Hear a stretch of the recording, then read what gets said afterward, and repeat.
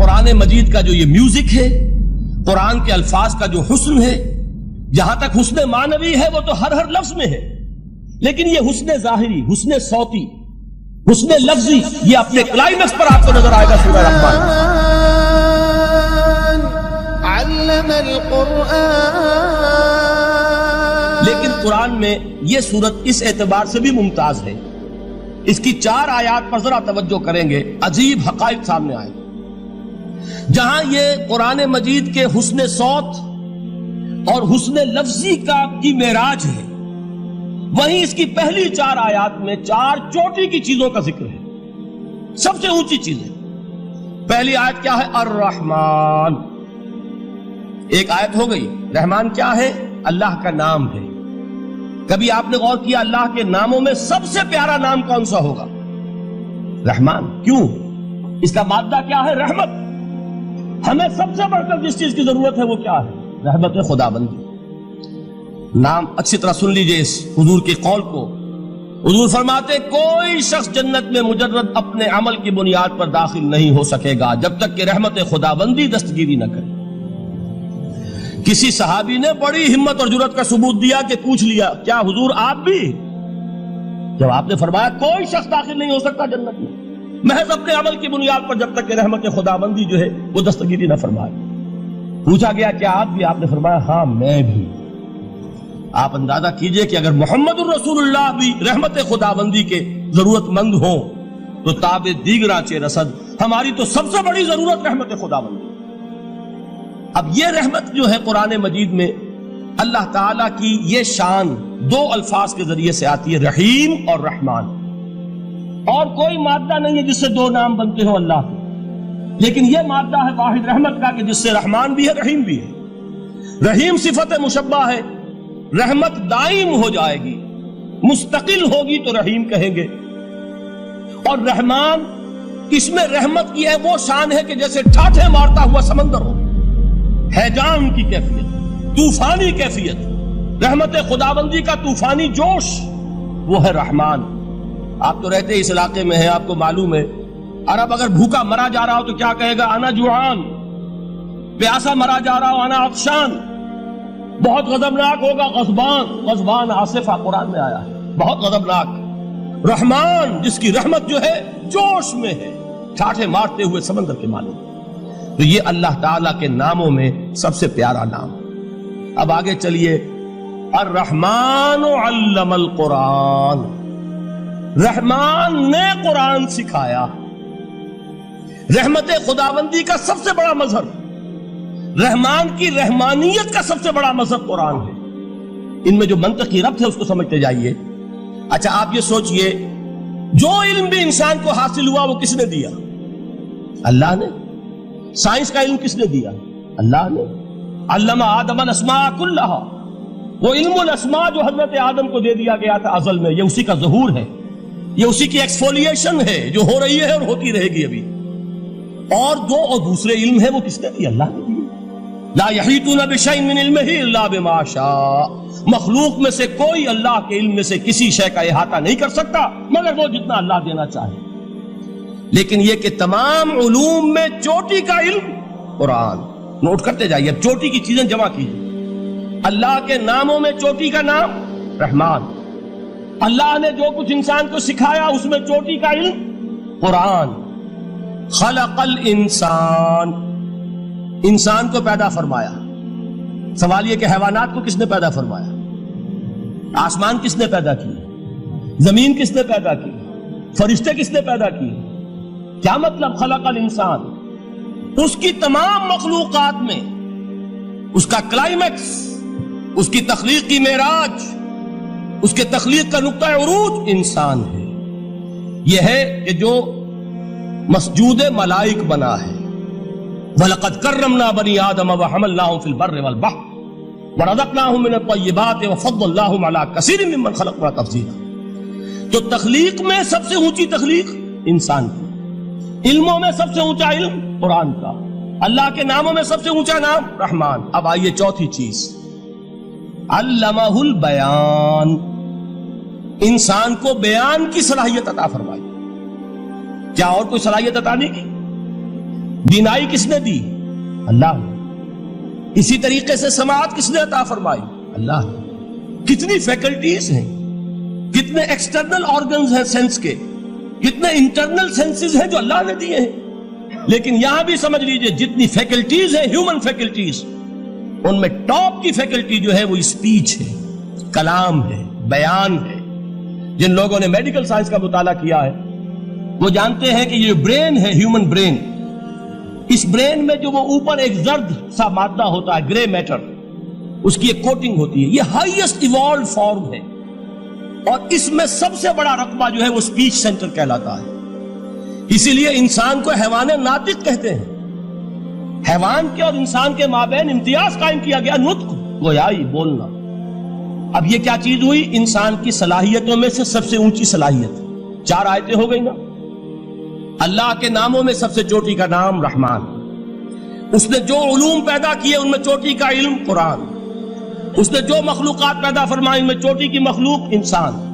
انسان کو جو صلاحیت اور استعدادات عطا فرمائی ان میں چوٹی کی استعداد بیان. جمع کیجئے نتیجہ کیا نکلے گا؟ وہ نتیجہ ایک حدیث نبوی کی شکل میں سامنے آتا ہے. پہلی حدیث میں نے یہی پڑھی تھی، اس کے راوی کون ہے؟ عثمان ابن عفان. میں حیران ہوتا ہوں وہ قافیہ یہاں بھی موجود ہے، رحمان، قرآن، بیان، انسان، عثمان، عفان. باپ کا نام بھی اسی وزن پر ہے، عثمان ابن عفان. عن عثمان ابن عفان رضی اللہ تعالی عنہ قال قال رسول اللہ صلی اللہ علیہ وسلم. حضرت عثمان شہید مظلوم ذو النورین رضی اللہ تعالی عنہ فرماتے ہیں کہ اللہ کے رسول صلی اللہ علیہ وسلم نے فرمایا خیرکم من تعلم القرآن وعلمہ. تم میں سے بہترین لوگ وہ ہیں جو قرآن سیکھیں اور سکھائیں. قوت بیان جو تمہاری ٹاپ فیکلٹی ہے، اس کا استعمال کسی گھٹیا کام کے لیے نہیں ہونا چاہیے. دیکھیے اردو میں محاورہ ہے کہ توپ سے مکھی نہیں ماری جاتی. توپ بنائی گئی ہے کسی بڑی شے کے لیے، مکھی مارنے کے لیے توپ استعمال نہیں ہوتی. یہ قوت بیان جو ہے، جو ٹاپ موسٹ فیکلٹی ہے ہیومن جو فیکلٹیز ہیں ان میں سے، اس کا استعمال بھی ٹاپ موسٹ ہونا چاہیے. قرآن کو بیان کرو. وہ جیسے کہ علامہ اقبال نے کہا ہے، بلکہ غالباً ان کے قبر پر آس پاس جو اشعار لکھے ہوئے ان میں سے ایک یہ بھی ہے: اگر یک قطرہ خونداری، اگر مشتے پرے داری، بیابامن تو آموزم طریق شاہ بازی را. اگر تمہارے اندر ایک قطرہ بھی خون کا ہے اور مٹھی بھر بھی پر اگر اللہ نے دیے ہیں تو میرے پاس آؤ کہ میں تمہیں شاہبازی کے طریقے سکھاؤں. اسی طرح جان لیجئے اگر اللہ نے قوت گویائی عطا فرمائی، اگر اللہ نے تمہیں حیوان ناطق بنایا، اگر اللہ تعالیٰ نے تمہیں یہ صلاحیت عطا فرمائی، اس صلاحیت کا مصرف دنیا کو نہ بناؤ، اس صلاحیت کا مصرف اللہ کے کلام کو پھیلانے پر اس کو صرف کرو. خیرکم من تعلم القرآن وعلمہ. خیر جب لفظ آتا ہے بغیر من کے، ورنہ تو آتا خیر من ہو تو یہ ہوگی کمپیریٹیو جو ایک ایڈجیکٹیو جو ہوتی ہے، لیکن یہ سپرلیٹیو ڈگری ہے جب بغیر من کے ہوگا. خیرکم، دی بیسٹ امنگسٹ یو، جو تم میں بہترین لوگ ہیں وہ کون ہیں؟ من تعلم القرآن وعلمہ، جو قرآن سیکھیں اور سکھائیں، قرآن پڑھیں اور اسے بیان کریں. آج جان لیجئے سب سے بڑی ضرورت اس بات کی ہے کہ آج کا قرآن پڑھیں. آپ حیران ہوں گے کہ یہ کیا کہا اس میں. دیکھیے قرآن اترا ہے 1400 برس پہلے، لیکن تا قیام قیامت نوع انسانی کو جتنے مسائل درپیش ہوں گے ان سب کا حل اس میں ہے. البتہ کھودنا پڑے گا، گہرائی میں اترنا ہوگا. ایک قرآن کی سطح ہے، اس سطح نہیں، اس کی گہرائیوں کے اندر غوطہ زنی کرو. قرآن میں ہو غوطہ زن اے مرد مسلمان. اور آج کا قرآن یعنی آج کی ہدایت جو اللہ نے اس میں رکھی ہوئی ہے، ڈگ اٹ آؤٹ، اس کو نکالو اس کے اندر سے. ابھی میں حدیث تو آپ کو سناؤں گا، اس میں یہ تصور آئے گا سامنے اور واضح ہو کر. آج کے انسان کی رہنمائی اس قرآن سے اخذ کر کے انسان تک پہنچاؤ. یہ ہے فریضہ محمد الرسول اللہ کی امت کا صلی اللہ علیہ وسلم. آپ نے وہ حدیث سنی تھی کہ بلغوا انی ولو آیۃ. حضور نے خطبہ حجۃ الوداع میں پہلے تو گواہی لی مسلمانوں سے، 1.25 لاکھ کا مجمع جمع تھا. حجۃ الوداع آخری حج. آپ نے اپنے خطبے میں، جس کے چند جملے میں سنا چکا ہوں آپ کو ایچ جی ویلز کے حوالے سے، اپنی تعلیمات کے اہم نکات کو بار بار دہرا کر بیان کیا، ہیمر کیا، اچھی طرح ذہنوں میں اتارا. اس کے بعد ایک سوال کیا، الا هل بلغت؟ لوگوں میں نے پہنچا دیا کہ نہیں؟ اور پورے مجمع نے کہا انا نشہد انک قد بلغت، بلکہ ایک روایت میں الفاظ بڑے پیارے آئے ہیں، انا نشہد انک قد بلغت الرسالۃ وادیت الامانۃ ونصحت الامۃ وکشفت الغمۃ۔ ہاں حضور ہم گواہ ہیں، آپ نے امانت ادا کرنے کا حق ادا کر دیا، رسالت کے فرائض کا حق ادا کر دیا، امت کی خیر خواہی کا حق ادا کر دیا، اور آپ نے گمراہی کے پردوں کو چاک، اندھیروں کو چاک کر دیا۔ 3 مرتبہ حضور نے سوال کیا، 3 مرتبہ جواب لیا۔ پھر آپ نے نگاہ آسمان کی طرف اٹھائی ہے، انگشت شہادت سے 3 مرتبہ اشارہ کیا، اللہم اشہد اللہم اشہد اللہم اشہد، اے اللہ تو بھی گواہ ہے، یہ مان رہے ہیں کہ میں نے یہ قرآن ان تک پہنچا دیا۔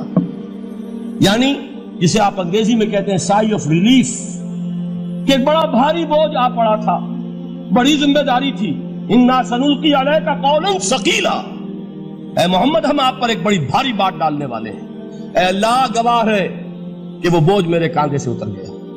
یہ تسلیم کر رہے ہیں کہ میں نے حق امانت ادا کر دیا، تیری امانت تھی میرے پاس یہ کلام، اللہ کا یہ پیغام انسانوں کے لیے نازل ہوا محمد پر صلی اللہ علیہ وسلم، تو امانت کا بوجھ کس کے بارے گرا، کس کے کاندھے پر ہے؟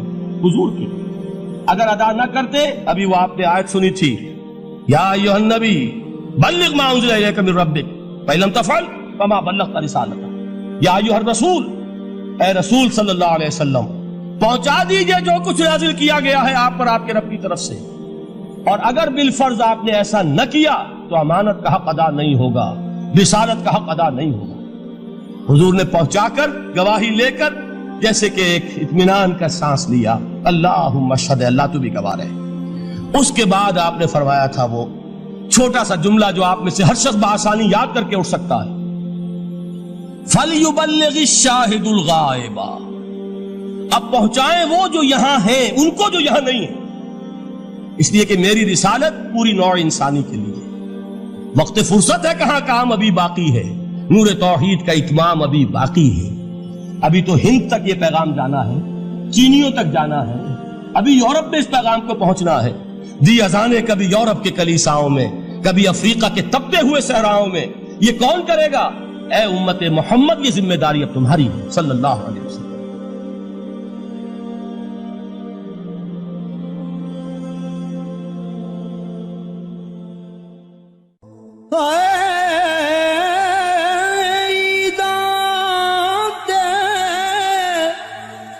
شب رات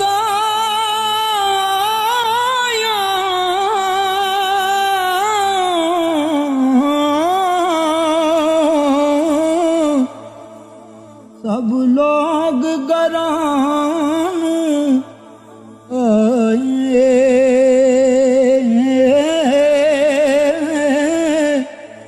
او نہیں آئے او پرت محمد جو آپ ہتھیں دفنائے۔ عشق سرکار سے دل جس نے سنوارا ہوگا،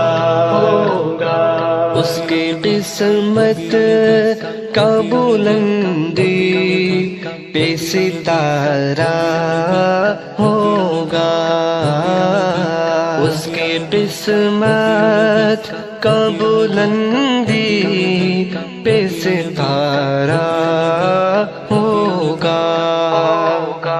عشق سرکار سے دل جس نے سنوارا